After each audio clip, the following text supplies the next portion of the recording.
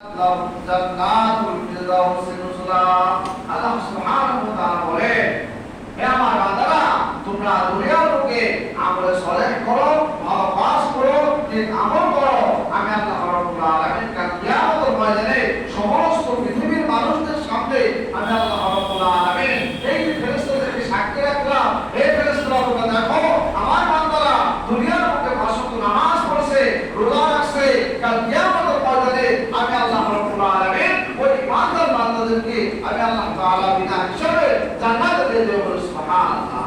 তাহলে দেখেন, এখন ভালো করা আর মন্দ করা, আপনি দুনিয়ার লোকে বেশিরভাগ কালে এরকম ভাবে সকাল সন্ধ্যা যে না বেবিচার কাজ করে যাচ্ছে, আয়াত শোনা নামাজ পড়ে যাচ্ছে, এই নামাজ পড়তেছে আর যেটা বেবিচার করতেছে, এটা কখনো দুজন সমান হতে পারে না। আল্লাহ তাআলা বলেন, আলো যেখানে থাকবে সেখানে অন্ধকার থাকতে পারে না, আর অন্ধকার যেখানে থাকবে সেখানে আলো কখনো থাকতে পারে না।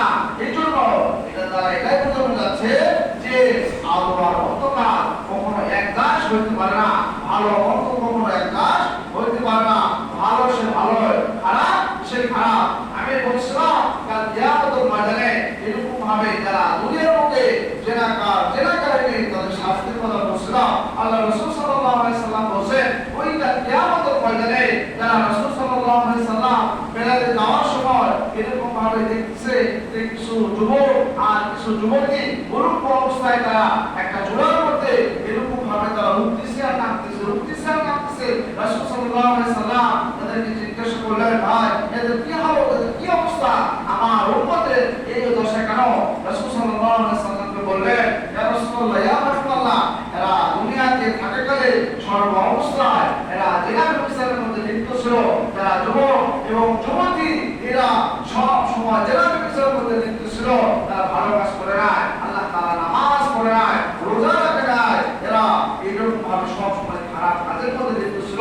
এই জন্য আল্লাহ সুবহানাহু ওয়া তাআলা কাল কিয়ামত পর্যন্ত এদের শাস্তি এরকম হবে, আগুনের মধ্যে তাদেরকে ঘোরানো হবে, আগুন এরকম ভাবে নিচে নামতেছে, তারাও আগুনের সাথে নিচে নামে যাচ্ছে, আবার আগুন উপরে উঠতেছে, তারাও এরকম ভাবে উপরে উঠতেছে।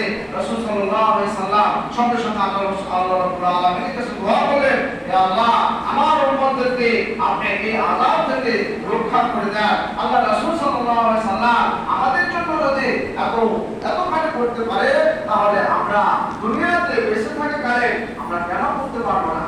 সামান্যটুকু আরাম আয়েশের জন্য আল্লাহ রাসূলকে আমরা ভুলে যাচ্ছি, আল্লাহকে ভুলে যাচ্ছি, আল্লাহর ভালোবাসাকে ভুলে যাচ্ছি, রাসূলের মহব্বতকে ভুলে যাচ্ছি। এটা কখনো হতে পারে না।